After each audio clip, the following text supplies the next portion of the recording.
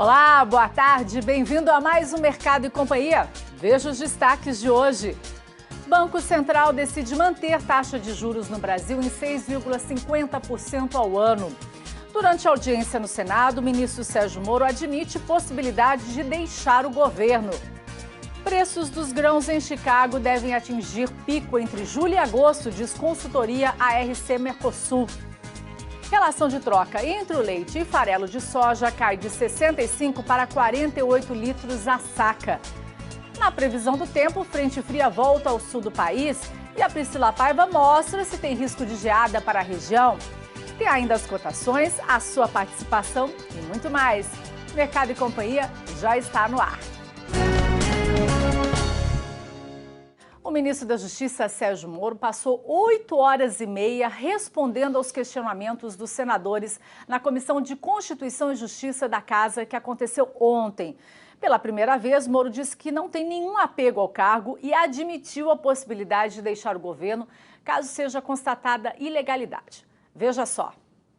A audiência terminou por volta das 5h30 da tarde e teve o objetivo de questionar o ministro da Justiça, Sérgio Moro, sobre supostas mensagens que sugerem atuação conjunta com os procuradores da Lava Jato quando era juiz federal. Pela primeira vez, o ministro disse não ter nenhum apego ao cargo e admitiu a possibilidade de deixar o governo caso seja constatada a ilegalidade. Moro voltou a dizer que agiu de acordo com a lei e cobrou que o site The Intercept Brasil, que publicou a suposta troca de mensagens, divulgue de uma vez todo o conteúdo a que teve acesso.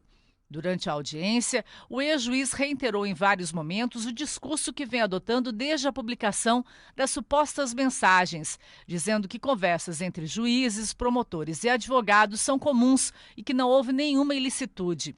Dos 40 senadores que falaram na audiência, 27 deles evitaram comentar sobre o vazamento das mensagens e manifestaram apoio ao trabalho do ministro enquanto era juiz.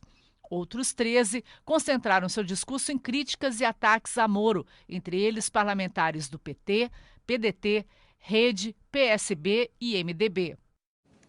Para comentar sobre o assunto, a gente recebe aqui no estúdio Miguel Daúde. E aí, Daúde, bem-vindo, boa tarde a você, tudo bom? Tudo bem, Kelly, boa tarde a todos. Daúde, a gente está acompanhando aí, você acha que é possível a Justiça apontar alguma ilegalidade aí nesse material que foi apresentado?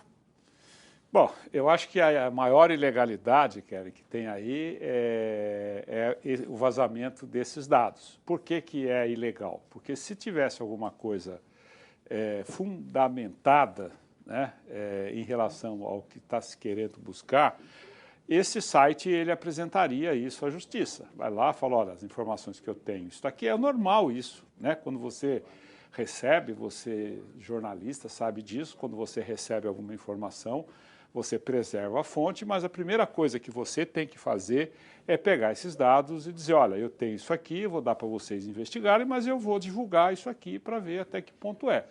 Então, só esse fato já mostra que não há nenhum fundamento nessas acusações. Mesmo porque não tem ali nada que combine condenação, que combine alguma coisa. O que tem ali são algum diálogo, se é verdadeiro, coisa que o Sérgio Moro ele não afirma que tudo é verdadeiro, é que o Brasil buscou bilhões de dólares dos corruptos. Então, vamos fazer o seguinte, vamos anular tudo e esses corruptos vão ter de volta o seu dinheiro. Kelly, só um gerente da Petrobras devolveu quase 100 milhões de dólares. Isso não é ilação, isso não é por acaso. A corrupção existe. Quer dizer, várias pessoas foram condenadas, estão lá na cadeia, pessoas ilustres da época, né? Tudo bandido, corrupto, estão lá. Quer dizer, então o que esse site pega? É esse diálogo para desmoralizar a Lava Jato. Lava Jato pode ter erro, não tenha dúvida que pode ter erro, mas não a ponto de que tudo foi uma armação, né, para pegar o Lula. Não, não. Comprovadamente, vamos discutir, isso aqui é prova, isso aqui não é prova. Tudo isso é discutível. Agora, dizer que há falha e que precisa anular, o Supremo podia fazer isso. O Supremo anula tudo. Devolve o dinheiro para os corruptos, tira os bandidos da cadeia, faça isso. É isso que se quer.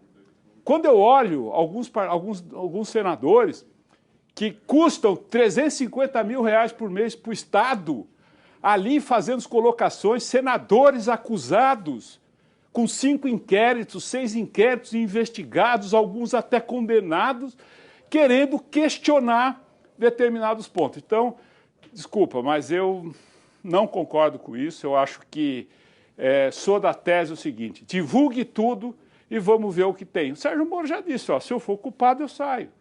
Então pronto, façam isso. Mas o que você acha que vai dar isso tudo, Daúde? O que você acha que isso vai provocar, não só para o Moro, mas para o país como um todo?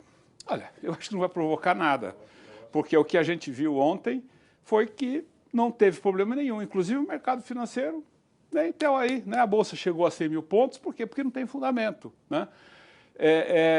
O mercado hoje, Kelly, só para deixar bem claro, essa questão do Moro, na minha opinião, respondendo a sua pergunta, não vai dar absolutamente nada. Por quê? Porque não existe nada. O que vai reforçar, né, é a possível condenação, que vai reforçar, perdão, é o apressamento das investigações em cima das pessoas que estão achando que isso vai acabar com a Lava Jato. Agora você falou a questão da Bolsa, 100 mil pontos, né? Eu queria aproveitar esse momento para alertar você, meu amigo produtor. Nós estamos diante de uma mudança. O que estava acontecendo no passado? A possibilidade de alta, presta atenção nisso, isso é importante, eu não estou dizendo que isso vai acontecer amanhã, depois ou a semana que vem, eu estou dizendo que é uma tendência. O que estava acontecendo? Alta de juros, né, significava o quê? Vamos vender as nossas posições em commodities e vamos nos aproveitar das taxas de juros. O que aconteceu nos últimos tempos? Uma forte queda das commodities, inclusive soja, milho, algodão, petróleo, né? Porque os investidores, eles têm um dinheiro fumaça na mão que vão atrás de rentabilidade. E com a decisão de ontem do Banco Central, de que ele pode reduzir a taxa de juros, começou o movimento inverso. Qual é o movimento inverso? Opa, os juros não vão subir, então vamos pegar o nosso dinheiro e vão pôr nas commodities. Esse movimento começou ontem. Nós começamos a observar um forte movimento nos contratos de petróleo, na própria soja e outras commodities que são abrigos, né, que são utilizados como abrigo por esses investidores especuladores, porque a formação de preço das principais commodities não se refere ao mercado spot, ao mercado à vista, oferta e demanda. Boa parte se dá pelo desejo dos especuladores em ganhar dinheiro com essas commodities. Então, eles compram o que não precisa e vendem o que não precisa. E isso faz a formação de preço, é da natureza do mercado. Então, houve uma tendência, né? Isso vai beneficiar algumas commodities, não tenha dúvida. O café já está sendo beneficiado, a soja pode vir em decorrência disso. Eu não estou dizendo que vai subir ou que vai acontecer. Eu estou dizendo que houve uma mudança de tendência e a probabilidade dos investidores que compõem a formação de preço do mercado futuro contribuírem para a alta. Você, o Daúde falou, eu não vou vender mais. Nada disso. Você continue mudando a sua forma de atuar. Independam de dinheiro emprestado do governo, mude a sua estratégia de comercialização, mude a sua estratégia de produção, porque o cenário, aparentemente, nessa relação, apesar de otimista, a sua relação de custo, ela vai continuar piorando. Então, muito cuidado. É uma tendência que eu estou antecipando. Isso chama análise preditiva, ou seja, com bases em informações concretas, nós estamos dando essa posição a vocês. E olha só, no Rio Grande do Sul, estado que concentra mais de 65% da indústria de máquinas e implementos agrícolas, o valor disponibilizado para o Moder Frota no Plano Safra 2019-2020 agradou o setor. Houve uma alta de 8% em relação ao que foi liberado no ano passado. Já a taxa de juros, que também subiu, incomodou um pouco. Veja só. Para o representante das indústrias de máquinas no Rio Grande do Sul, o valor para o Moder Frota é bom. 8% maior que o ciclo anterior. O mais importante é não faltar dinheiro, como aconteceu no último Plano Safra. A sugestão é antecipar recursos. Não deixe acontecer o que aconteceu esse ano, das indústrias ficarem com esses 60 dias praticamente paradas sem venda. Para a agricultura familiar, o plano foi razoável. Se nós olharmos para o volume de recursos, vamos dizer que ele é suficiente desde que o governo aplique a totalidade dos recursos, 31 bilhões. Se nós olharmos para o juro, vamos dizer que o juro não foi tão favorável assim. Houve um aumento de juro, embora de 0,5%, mas aumentou o juros, isso aumenta custo para o produtor. Se nós olharmos para o positivo, nós vamos dizer que a linha de crédito para habitação, casas novas e reformas, isso é excelente. A outra questão importante é o recurso para o seguro agrícola, que vai para R$1 bilhão, isso é um montante expressivo, aumenta significativamente, embora a gente saiba que ele ainda não é suficiente para atender todos os produtores. E nós estamos aí acompanhando os problemas climáticos nos Estados Unidos que causaram um atraso recorde no plantio de milho desta safra. Será que o tempo vai dar uma trégua aí nos próximos dias? A gente vai chamar a Priscila novamente para trazer essas informações. Priscila? Para este fim de semana, a grande novidade para o cinturão de grãos norte-americano é que a chuva perde um pouco de força. A gente teve mais de 100 milímetros nos últimos dias em áreas onde o solo já estava muito encharcado. Aí a gente vê que a partir do dia 23 de junho, já os acumulados diminuem bastante, entre 15 e 30 milímetros nos principais estados produtores. O ideal é que ficasse aí o tempo bastante seco, que a gente conseguisse ter uma janela de mais de uma semana com o tempo aberto, sol ali para conseguir fazer toda essa evapotranspiração. Acontece que não é a condição ideal, mas pelo menos melhora em relação à diminuição da quantidade de chuva. E se você pega e avança um pouco mais, vê do dia 28 de junho até o dia 2 de julho, esse volume perde ainda mais força. E aí, em algumas áreas, o tempo fica bem mais seco mesmo, com um volume que não passa dos 5 milímetros acumulados. As mínimas ficam mais baixas aqui na faixa norte do país, com 11 graus, mas ao sul já faz calor, com 20 graus de temperatura mínima. E durante as tardes, máximas aqui de 25 graus, em parte de Illinois, também Iowa, e 34 graus, mais calor ali no sul dos Estados Unidos. Até mais. Obrigada, Priscila.